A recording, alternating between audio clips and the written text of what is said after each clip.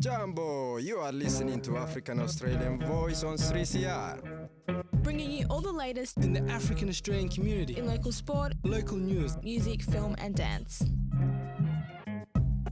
African Australian Voice, Sunday evenings, 5:30 p.m, 8:55 a.m. Boo!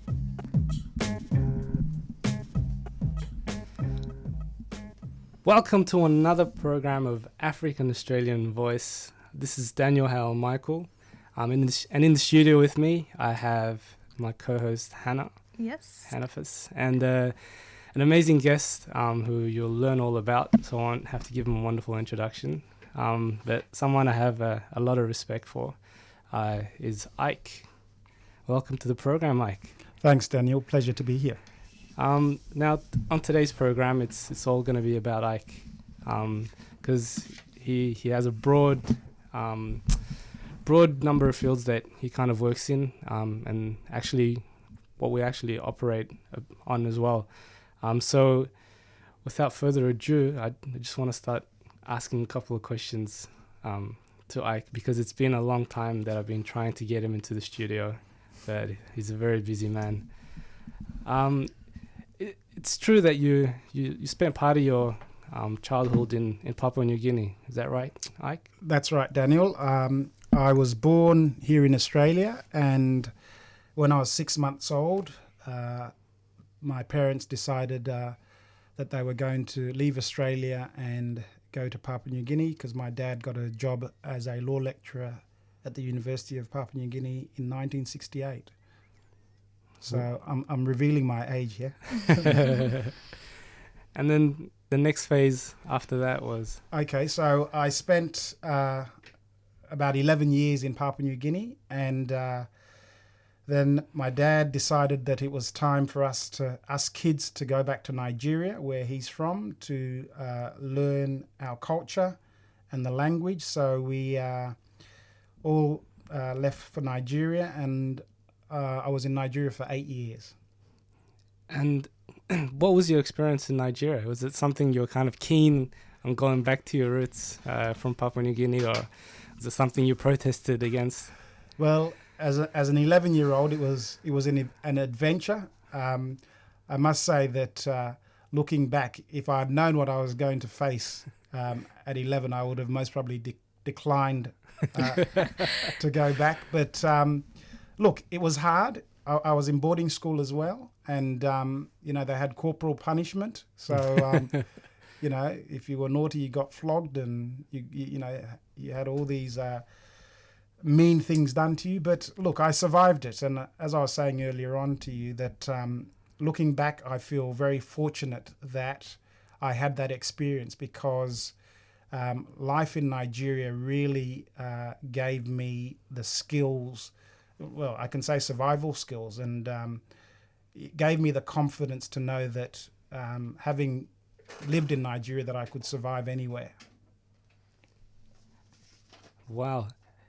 And so what other challenges did you face in Nigeria besides initial language? And well, look, for example, I mean, some of the schools and the areas where we lived in didn't have, running water, for example. So, we'd have to, carry buckets on our heads and go down to the river and fetch water, and come back. And then you'd have,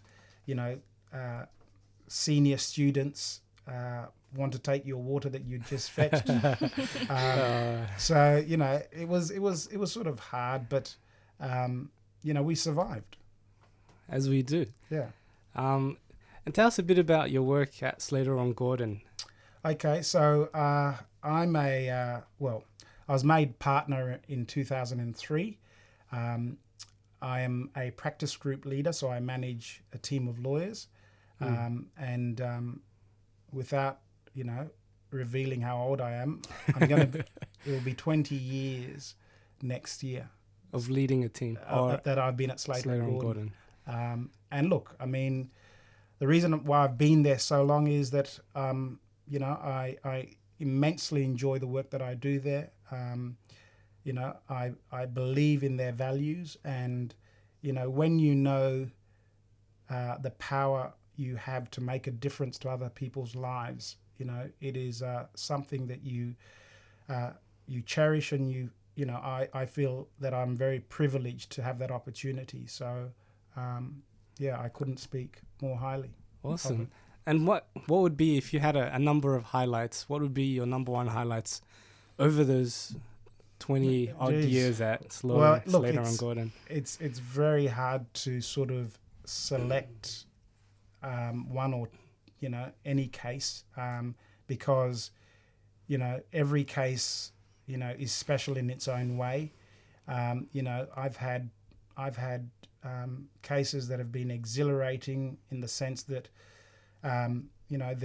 they've created precedents. They've made a real difference to people. I mean, when I started at Slater and Gordon, I worked on the Ok Tedi case, which was a case involving Papua New Guinea landowners whose river and environment had been destroyed by mining, and the mining company involved was dumping tailings, which is the residue from gold mines, into the river system. And Slater and Gordon took on the case on behalf of the landowners, and we were able to settle the case and get quite a substantial amount of compensation for the landowners, and basically put in place measures to reduce the impact of the pollution.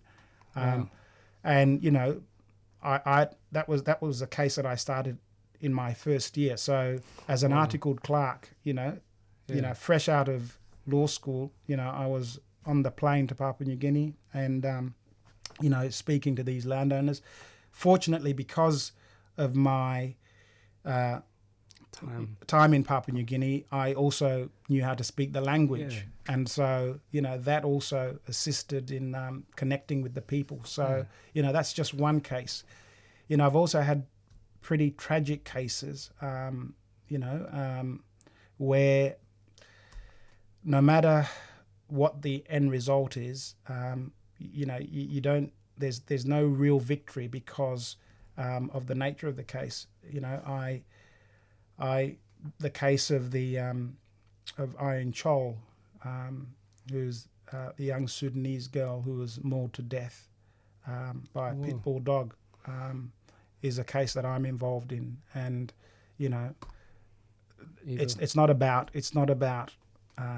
compensation. It's really about taking a stand and saying that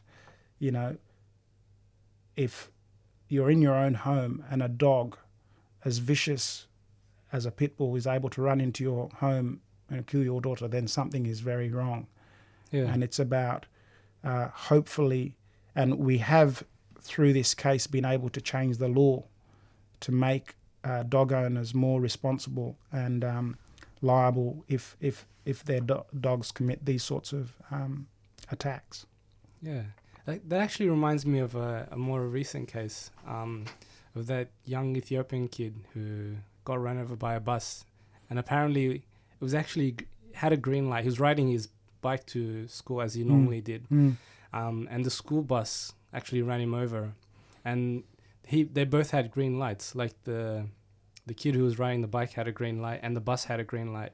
Okay. Wow, that seems very odd. Yeah. Maybe he was turning, then they would explain if they both had green lights. That's the only thing I can think of. Yes. Whereas the child still would have had a right of way. Exactly. So because I assume that the child was obviously riding across a zebra crossing. Yeah. And so would most probably have had the green man. Yeah. And the bus was probably trying to turn. I didn't hear that, I guess, that fact. But I did hear that no charges were going to be laid. Okay. I heard that, but without hearing this thing of the two green lights. So when did this happen? Because I didn't. This is on the news. Within perhaps last week. Okay. Yeah. No, I wasn't aware of it. Yeah.